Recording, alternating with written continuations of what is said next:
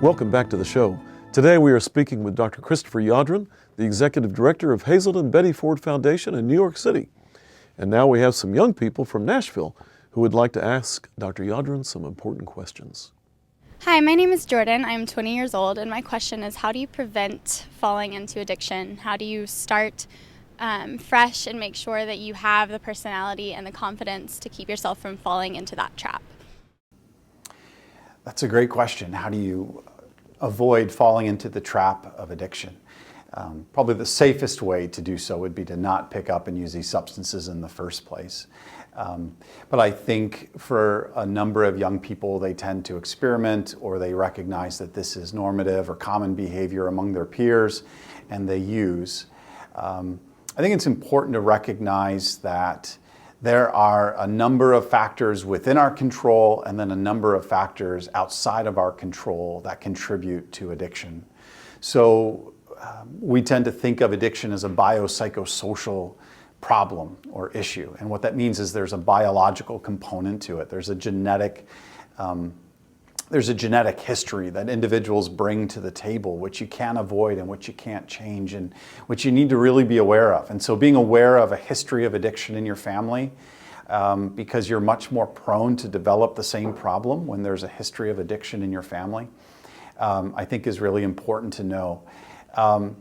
Do you have a supportive peer group who are committed to the principles of sobriety and a healthy lifestyle? Or is your peer group characterized by individuals who abuse substances or use substances in a high-risk manner? And so I think that's really important. It's important to have a well-connected peer group and support system at any age, but especially as a young adult. And so I would say it's really important to choose friends and social relationships wisely. Developing healthy coping strategies for the typical problems that we face on a day-to-day basis, as opposed to using substances. Great advice. We have a question from 18-year-old Dylan. Dylan, what is your question? Hi, I'm Dylan. I'm 18 years old, and I have a question. How do you prevent drugs from getting in the way of your normal daily routine? I have friends who, can't even get out of bed in the morning sometimes and miss classes when, they're paying a lot of money and are trying to, create a new life for themselves in the future. Yeah, well, if I'm honest, I would have to say my answer to that question would be, it sounds like an attempt to have my cake and eat it too. Meaning, if the question is, how do I take drugs but also avoid it getting in the way of my daily routine, it's unlikely that that would be realistic. The very nature of taking a mood-altering substance is that it changes the way you feel, it changes the way that you interact with others, it changes your ability to fulfill your potential as a human being, and so it's going to impact your day. It's the nature of drug use. Oftentimes, one of the things that happens with individuals who are on the path toward an addiction is a certain level of denial around the impact that the use of drugs is actually creating. Meaning, I believe I can continue to drink, or I can continue to use and function in a normal or in a healthy manner, when the reality of drug addiction is that the further you go, the more it inhibits your ability to think clearly, to experience your emotions in a healthy way, to function in a healthy manner in terms of your interpersonal relationships, to achieve goals, and to avoid any number of health or social problems as a result of the use. I think it's interesting what the social acceptable levels of drugs are, because each society tends to have one. So in America right now, it's alcohol, which is a drug, but also is one that's socially acceptable. And weed is kind of moving in that direction as well. And I don't know, I'd just be curious what separates a drug from being one that's, illegal compared to the ones that are socially acceptable, and how those boundaries can change, and if they change over time, and what the social applications of that would be.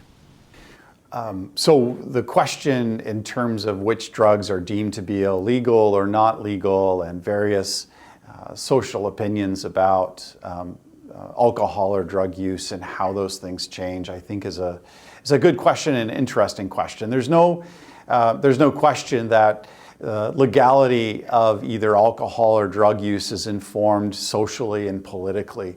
But I think what's important to keep in mind is a couple of things to keep in mind. One is that legal doesn't necessarily equal safe. When you use a psychoactive or a mood-altering substance, the legality of the substance is not necessarily related at all times to whether or not that's a safe substance to use or whether or not the substance will impact your health in a negative way.